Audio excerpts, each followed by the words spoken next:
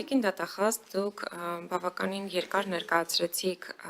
ապօրինի ծագման գույքի եւ համայնքներին վերադարձված տարբեր հողատարածքների մասին։ Ես պրակտիկ եւ երկու օրինակով ուզում եմ ձեզանից հետաքրքրվել, արդյոք այդ գործերի հետքերով գնացել եք եւ արդյոք այդտեղ որևէ կոռուպցիոն բնույթի կասկածահարույց որևէ բան հայտնաբերել եք։ Խոսքս վերաբերվում է ազգային ժողովի նախկին նախագահ Հովիկ Աբրահամյանի տան մասին։ Հովիկ Աբրահամյանի տունը գտնվում էր արգելանքի տակ։ Այդ ոնց եղավ, որ արգելանքը ոնց հանվեց, ոնց վաճառվեց, ինչ հանգամանքներում, եթե դա գտնվում էր դատախազության ուշադրության կենտրոնում եւ իրավապահների կողմից արգելադրված էր։ Երկրորդ, Golden Palace հյուրանոցը, իհարկե նվիրատվությամբ, ես դրա մասին ամեն անգամ խոսում եմ, նվիրատվության ճանապարհով պետությունը վերցրել է 15 միլիարդ 800 եւ այլն դրամով։ Այսինքն այդքան է գնահատվել պետության կողմից նվերի գինը։ Բայց այդ նվերը 2.5 տարի հետո 5 միլիարդ դրամով է վաճառվել, ընդ որում վաճառվել է մարելու տարբերակով։ Ամեն տարի մի միլիարդով պիտի գործարարը մարի, մյուս տարի լրանում է վերջնաժամկետը։ Այսինքն ուզում եմ հասկանալ, այստեղ պետության ահռելի կորուստը, որ կրել է տվյալ դեպքում, արդյոք դատախազության կողմից որևէ կերպ ուշադրության արժանացել է։ Երրորդ հարցս վերաբերում է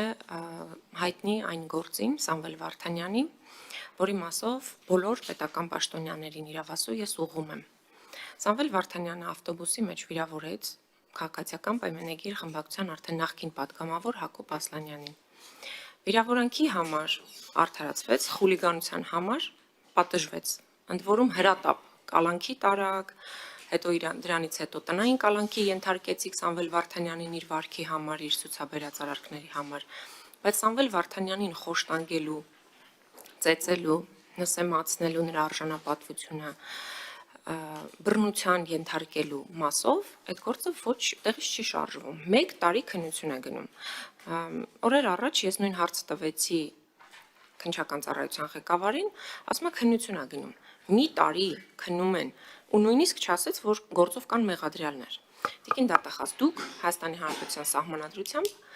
օրինականության երաշխավորն եք բոլոր գործերի նկատմամբ։ Այսինքն այն գործողությունները, որոնք որ իրականացնում է քննչական ծառայությունը, դրա օրինականության պատասխանատուն առաջին հերթին դուք եք։ Իհարկե դուք իրենցից եք պահանջում։ Այնուամենայնիվ, հիմա որքանով է օրինական, որ 1 տարի շարունակ այդ զինված բանդիտները, ովքեր որ մահակներով զինված են եղել, դիմակավորված Երևանի բանուկ թաղամասում հարձակվել են ոստիկանների հսկողության տակ գտնվող քաղաքացու վրա, խոշտանգել ծեծել են ու ոչ մեկ չգիտի ովքեր էին, չեն կարողանում բացահայտել։ Էսա օրինական քննությունը։ Եվ վերջին հարցս, որ էլի ուղղել եմ նաև քննչական ծառայության ղեկավարին, դուք մոտ 1 ամիս առաջ եկաք ազգային ժողով մեր գործընկերներից 2 հոգու անձեռնամխելիությունից զրկվեցին մեր 2 գործընկերներ ձեր միջնորդության հիման վրա եւ հիմա մենք ունենք մի իրավիճակ, որ երկար ձգվող նախաքննությունը ըստ էության խոչընդոտում է պատգամավորի գործունեությանը։ Պատգամավորի ելք ու մուտքը արգելվում է, ինչ որ քննիչ որոշում է ինքը որոշի այդ պահին հարմար է իրեն թե ոչ, այսինքն ինստիտուցիոնալ առումով եմ ցանկանում, որ դուք արձագանքեք այս հարցին, որևէ քննիչ առաջնային մանդատով օժտված պատգամավորի գործունեությունը խոչընդոտելու ինչ իրավասություն ունի, որքան էլ որ նա կասկածվում է որևէ հանցանքի մեջ, որքան էլ նա ներգրաված է հանցանքի մեջ որևէ դրվագով եւ անկախ ամեն ինչից կա անմեղության կանխավարկած եւ կա նաեւ ժողովրդին մանդատի իրացման խնդիր։ Այս շահերի Այս դեպքում շահերի բախում չի, բայց բուն իմաստով գործողությունը հենց այդ բախման մասով ես ուզում եմ դուք ինստիտուցիոնալ պատասխան տաք, ինչու կարող է խոչընդոտվել պատգամավորի գործունեությունը որևէ քննիչի կողմից։ Շնորհակալություն։ Խնդրեմ դին գլխավոր դատախազ։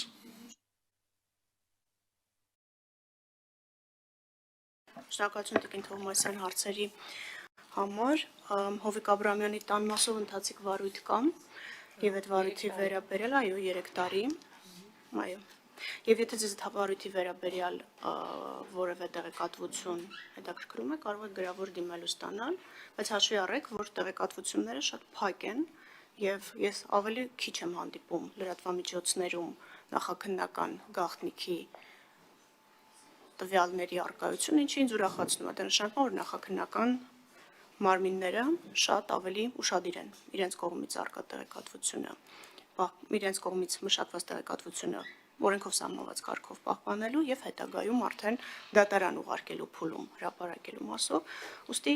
ընթացիկ վարույթ կա, այդ վարույթի մանրամասները բնականաբար չեմ կարող ներկայացնել եւ չեմ ներկայացնի, որտեղ նախաքննության փուլում է գտնվում։ Նվիրատվության մասով կցանկանամ մի ընդհանուր դիտարկում անել։ Դուք նվիրատվություն եզրույթն եք օգտագործում, բայց այստեղ մի կարևոր հանգամանք կա։ Խոսքը պատճառված վնասի կամ հնարավոր վնասի վերականգնման մասին է։ Մենք նմանատիպ իրավիճակներ ելի ունենք։ Օրինակ բոլորովին վերջերս քրեական մեծ վարույթի շրջանակներում մի քանի միլիարդ արժողությամբ գույք կրկին վերադարձվեց պետությանը եւ կողմը գրել էր, որ քանի որ անցել են վաղեմության ժամկետները համաձայն է իր նկատմամբ վաղեմություն կիրառելու եւ ցանկանում է նաեւ պետությանը պատճառված վնասը վերականգնել։ Դրա դեպքում վնասը վերականգնվել էր գույքային արտահայտմամբ։ Ուստի ձեր կողմից նշված իրավիճակը եւս մեխանիկական նվիրատվություն չի, եւ այստեղ դուք կորուստ բառը օգտագործեցիք։ Ճիշտ ասած, այս ընթացքում ես ոչ մի անգամ այդ վճարումների հետ կապված, տարաժամկետ վճարումների հետ կապված կոռուպցիոն դրսևորման չեմ հանդիպել։ Եթե նմանատիպ տեղեկատվություն ունեք, խնդրում եմ մեզ փոխանցեք, որովհետեւ կարծես թե պետգույքի կառավարման կոմիտեն էլ չի ահազանգել, որ վճարումների հետ կապված ինչ-որ ուշացումներ կամ չկատարումներ կան։ Այս մասով չեմ կարող ասել, որովհետև չեմ տիրապետում տեղեկատվությանը հասկանալի պատճառներով, մենք պետգույքի կառավարման կոմիտեի գործառույթները չունենք, բայց մենք կոռուպցիոն ամեն դեպքում ահազանգեր այս իրացման հետ կապված չենք ստացել։ Սամվել Վարդանյանի մասով տիկին Թովմասյան, այստեղ ինստիտուցիոնալ մի խնդիր կա, որը կցանկանայի նաև այդ հարցը բարձրացնել։ Մենք դեռևս չենք ստացել փորձաքննությունների եզրակացությունները։ Եվ այս ձգձգվող փորձաքննությունները շատ հաճախ այդ ինձ ուղղված սուր հարցադրումների պատճառներն են։ Եվ ձեր կողմից նշված վարույթն էլ դեռևս երկու առանցքային փորձաքննություն կա, որի եզրակացությունը ստանալուց հետո նոր հնարավոր կլինի ամբողջական պատկերացում կազմել եւ հարցադրումներին պատասխանել։ Ուստի այս առումով երբ որ կստանանք եզրակացությունները կկարողանանք արդեն մենք էլ եզրահանգումներ անել եւ դրա վերաբերյալ նաեւ հանրային տեղեկատվություն փոխանցել, հաշվի առնելով հարցի կարևորությունը եւ հանրային հետաքրքրությունը հարցի նկատմամբ, նաեւ առիթն օգտագործելով կխնդրեի փորձաքննությունների ժամկետների մասով падգամավորական նախաձեռնությունների շրջանակում գուցե ինչ որ մտագրոհներ անել եւ եթե դրա անհրաժեշտությունը կա մենք էլ կմասնակցենք, որտեղ այս ժամկետները մեզ շատ են անհանգստացնում եւ շատ դեպքերում հենց մեզ քննադատելու, հենց ինձ քննադատելու պատճառ են դառնում, երբ որ մենք այս փորձաքննությունների նկատմամբ չունենք ժամկետային եւ որևէ այլ վերահսկողության գործառույթներ։ Իհարկե ունենք տարբեր հանձնարարականներ եւ երամսյա ժամկետը մեկ անհանգստացնում ենք փորձագիտական մարմիններին հիշեցնում ենք, բայց դրանից կարծես խնդիրը ամբողջական չի լուծվում։ Ենթադրում եմ վերջին հարցն էլ կապված էր խափանման միջոցների հետ։ Այստեղ բախում չկա շահերի, որովհետև մի կողմից քրեադատավարական ընթացակարգով ընտրված հարկադրանքի միջոց է մեղադրյալի նկատմամբ, անձը չի կասկածվում, անձը մեղադրվում է,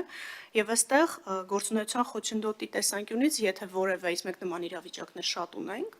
եթե որևէ պատվիրակության կազմում անձը իր պարտականությունները կատարելու համար նույնիսկ երկրից դուրս պիտի մեկնի, մենք ստանում ենք ազգային ժողովի պաշտոնատար անձի կողմից, ազգային ժողովի նախագահի կողմից գրություն եւ դրա հիման վրա թույլ ենք տալիս, որ անձը իր երկրի սահմանով տեղաշարժվելու իրավունքն իրացնի, որտեղ հասկանալի է, որ երկրի ներսում մենք չենք խոչընդոտում իր տեղաշարժը, խոսքը երկրից դուրս գալու մասին է, եւ այստեղ որևէ բախում չկա։ Ասածս շատ հեշտ է ստուգել, բավարար է նայել օրինակ падգամավորներից Արմեն Գևորգյանի գործողումների ժամանակացույցը եւ իր նկատմամբ ընտրված խափանման միջոցը յուրաքանչյուր դեպքում դատախազություններ չի խոչընդոտում։ Պես որ այստեղ կարծում եմ մենք գործունեության խոչընդոտի մասով մի փոքր թյուրըմբռնում ունենք, մենք չենք խոչընդոտում, մենք պատշաճ վարքագիծն ենք ապահովում մինչ դատական վարույթում եւ գործը չի ձգձգվում, Տիկին Թովմասյան առաջիկայում կուղարկվի դատարան 20 օր առաջ եմ եղել ազգային ժողովում։ Կարծես ոչինչ չմոռացա, չէ՞։ Շնորհակալ եմ։